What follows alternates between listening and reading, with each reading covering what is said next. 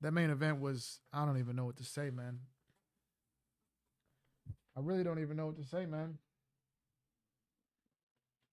I can't believe Leon. I don't know, man. It was something off. It was something weird in that fight, man. It almost looked like it looked a lot like maybe this is just a mental thing with him.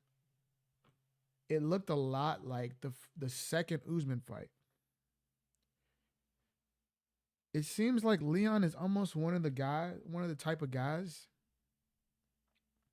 that almost has to get yelled at by his coach to get going. Like some days he wakes up and he's good to go, but some days if he wakes up and he's not, some days he might wake up and he's just not locked in, and the coach has to yell at him. Like I was talking with some people about this. Like when I played, well, I still do kickboxing, but when I played like football or basketball and stuff like that, I was a person that didn't like coaches yelling at me. I didn't need the coach to yell at me. Don't get in my face. Don't do none of that shit. Just tell me and I got it. Seems like Leon is one of the type of guys that actually responds well to getting yelled at and almost needs it. And it seemed like in this fight he just wasn't getting going. It was very strange. It's some people are saying that it might have been, the takedown early in the fight where he got slammed on his head. But even before that, I thought he just didn't look like the typical Leon. I've never seen his striking defense so bad. I've never seen his strike. That's one thing that we know Leon does not get hit clean very often. And he was getting jabbed repeatedly. He was getting repeatedly jabbed. Jab, jab, jab. Then he was doing the cross block, Dustin Poirier style. And Belal was uppercutting right under his guard multiple times. Front hand, orthodox, that's the left hand. Front hand uppercut, multiple times he was landing it on Leon. And he was almost not even responding. He's not slipping his head. He's not covering up.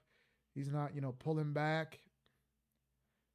He's not even like rolling with the shots. He's just like taking them right to the. I don't understand what was going on there. It was very strange, but all props to Bilal Muhammad, man. He looked great. What happened to the game I love? Bilal Muhammad is a UFC champion. Who would have thunk it? Is he the most hated champion in the UFC? Is he the most hated champion of all time? What do you think? Is he going to be the shortest lived champion? Is it time for Shavkat? Dana White did not look happy putting the belt on him. I know Dana this is two guys. This is two guys that Dana was reluctant to give title shots. So he just looked pissed off either way. It's also like 5 in the morning, so maybe he's just tired. But Dana did not look happy putting that belt on Bilal. What is happening right here on the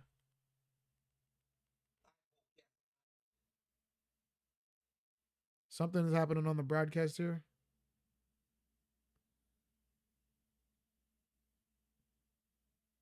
Okay, I don't know what they're talking about. But yeah. Yeah, overall the main event, man, he beat him everywhere. He didn't even have to wrestle. He literally could have stood on his feet and beat him. The way that it looked, that entire fight, Bilal outstruck him, out wrestled him. Leon had a few moments, that elbow at the end of it, like he gets yelled at going into the fifth round, and then he lands a clean elbow. He comes out, has some great striking at the beginning of the fifth round, gets taken down. Kind of rides that out. Doesn't really have too much damage landed on him. Is able to reverse, get on top, land some nasty elbows, opens up a cut, and it's like, why couldn't you do this earlier? It seems like Leon gets in like coasting. It seems like he's just coasting. He doesn't have like a sense of urgency. I know that his like general personality seems like more quiet and laid back. But a lot of times you see your personality is reflected in your fight style, and it seems like his fight style is also very laid back, almost passive. It's like yeah, I'm losing, but like it is. It doesn't seem like I don't know, man. I don't know what it is. I don't know if you guys see the same thing, but it seems like just like in that Usman fight. If his coach, if he didn't have a coach to get in his face and yell at him, I'm pretty sure that he would just would have rolled out that fifth round in the Usman fight and just like been like, it is what it is. Because that's essentially what this fight was. Before the coach gets in his face and yells at him, he's just kind of coasting and kind of comfortable with just not getting finished. And I don't like that shit. Imagine being one of these UK fans that stay up till like 3, 4, whatever, 3, 4, 5 in the morning to see your hometown guy get dominated by a champion that most of the fans hate.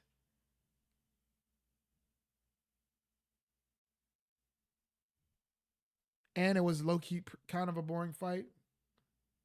I would say, yeah, I would say it's pretty boring. It wasn't great. I wouldn't say it was super boring, but a lot of the fans are saying it was boring, and it wasn't. It wasn't exciting, really. It was just kind of mid. I wouldn't say it was horrible, but it was mid. Um, and not because of Belal. I'll say that, not because of Belal. If Leon offered a little bit more resistance, it probably could have been a better fight. Belal was willing to exchange a little bit, and he was winning the exchanges. So what can you really say about him? But yeah, very disappointing. I'll be interested to see what's next for both of them. This really shakes up the division. I don't know if they'll give it to Rakhmonov right now, but I think that's honestly might be the fight to make to spice up this division because Belal is not the biggest fan favorite, and if you want to give him an exciting fight, you probably got to give him a up and coming rising contender that the fans are excited about, like Shavkat. Like who else would be an option? Let's pull it up. Like if you give him Usman, would the fans want to? Well, Usman's coming off 2 losses, so yeah, it couldn't be Usman. It almost has to be Shavkat. Let's see, welterweight. Kamaru Usman's number 1. Kamaru Usman is coming off 2 losses. One was a middleweight, but still, he's coming off 2 losses. Yeah, Rakhmonov is the highest ranked guy. Yeah, it's time. It's time. The highest ranked guys that could actually deserve a title shot coming off of wins would be Shavkat at 3 and Jack Della Maddalena at 5. 4 is Kobe Covington still somehow. 1 is Kamaru, and then of course 2 was Belal. He's gonna jump to champion. Leon will probably drop down to either 1 or 2, and then Shavkat will probably be 1 or 2. Yeah, that's the fight to make. It's time. Shavkat versus Belal. That could be a fun fight. I'm excited for that. My early prediction is I don't know. Shavkat gets hit a lot, but Belal doesn't have the power to put him away. And both are very good at grappling, but Shavkat is definitely 1,000 times better of a finisher on the ground. Belal does not submit anybody. He doesn't really ground and pound finish people. Shavkat Rakhmonov, 100% finishing rate. That dude is a finisher. I would probably say early prediction Shavkat by submission because Leon was able to get the back and get him in some compromised positions. I'd say Shavkat by submission would be my early prediction. Now, moving to the co-main event, guys. Curtis Blades, I wanted him to win so bad just because I said everyone knows for years. It's been 3, 4, 5, maybe not 5, but like multiple years that he's been floating right around that top 5 to 10. And everyone thinks that he's maybe he's the most well-rounded. He might have the best wrestling in the division. But somehow he gets right there and he loses. He gets all the way so close to a title shot. Derek Lewis sleeps him. And it's like he can never. And then he's rising again. And then he gets put out in the first round by Pavlovich. And it's like he's right there. He's right there. And then he just gets knocked out. Enter today, Tom Aspinall. He's actually having some success. He lands a couple times on Aspinall early. He gets dropped, which almost looks like a flash knockdown. It was a jab.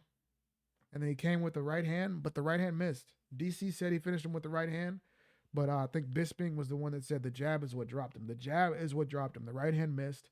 He falls down. He's kind of off balance. He has his wits about him. He's looking right up at Aspinall, but he just couldn't get up in time. Nasty ground and pound. Aspinall's a hell of a finisher, man. When he smells blood in the water, he's coming to get you, and he finishes him in I think under a minute or right around a minute. Nasty ground and pound to fight the strikes off.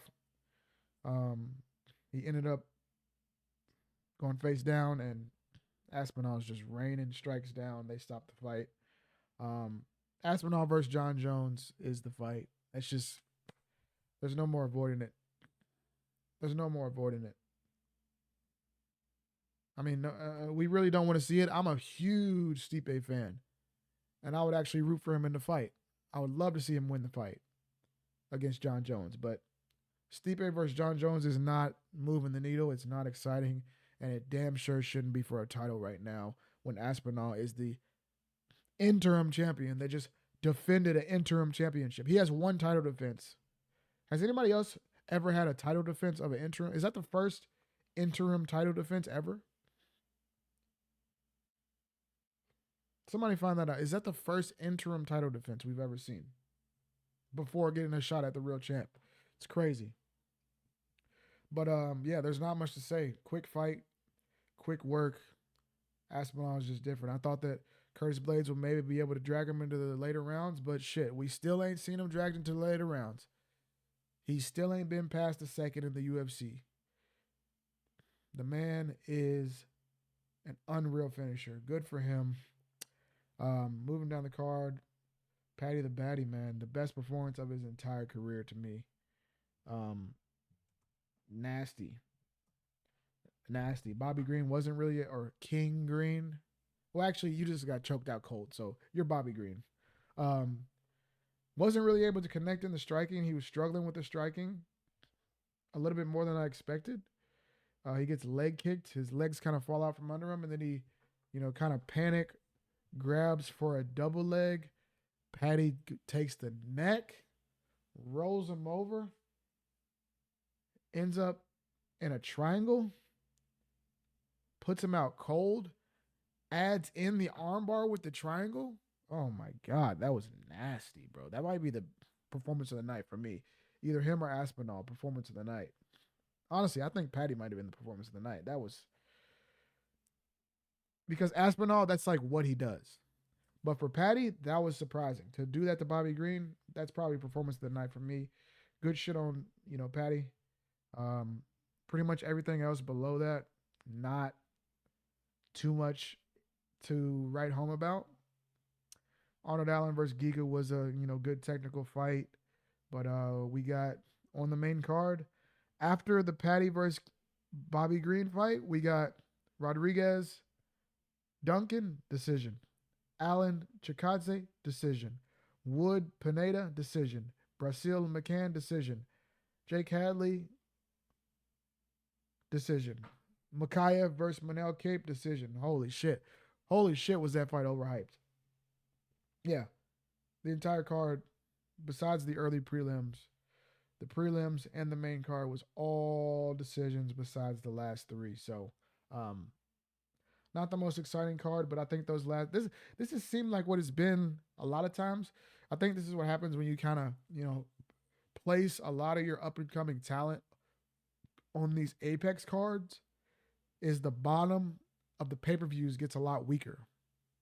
So the bottom of the pay-per-views is not as exciting as they once were when you're trying to stack it from top to bottom, because a lot of this, up and coming, rising, exciting talent is being wasted on these Apex or Fight Night cards.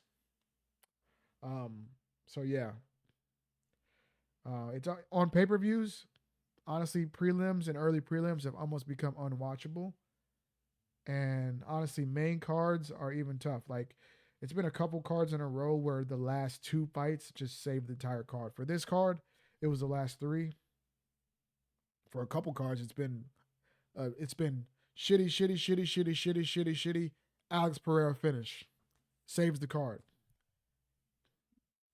I don't know what it is. I don't know how they're gonna fix it, but like I said, the last couple fights saved it. Congratulations, Belal Muhammad, first Palestinian American champion, Palestinian descent champion. Oh, Leon. I see what happened. Leon supports Israel. Oh, Jesus Christ. No. Leon supports Palestine. So he threw the fight, right? Right? Am I coping? Am I coping? Or is it, yeah, right? He threw the fight because he supports Palestine, right? Does that make sense? Yeah, I'm coping.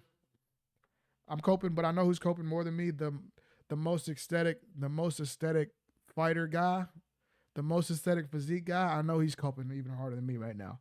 So yeah, good for Belal, good for Tom Aspinall, and great for Paddy Pimblett. Exciting decisions, exciting fights tonight. Uh, we'll be back again for the next fight night. I think the next one we're gonna do is gonna be next week. I think boxing is on the docket next. We've got Terrence Crawford back next Saturday. And also, we've got, I believe, a UFC fight night with Corey Sandhagen versus Umar Nurmagomedov. That'll be an exciting one to see. Is Umar ready to take that next step into title contention? And if he wins that fight, he could be on the short list to O'Malley if O'Malley can get past Murab. Yeah, 135 is exciting. I'm excited for that. And I'll give my predictions for those fights coming up soon. Thank you for watching. Appreciate you, motherfuckers. I'll catch y'all next time. If you ever need a way to watch the fights, you know I got you. 49er, 100. Thank you in the chat, brother. You have a good night, too. Peace out. Y'all have a good one. Thank you for watching.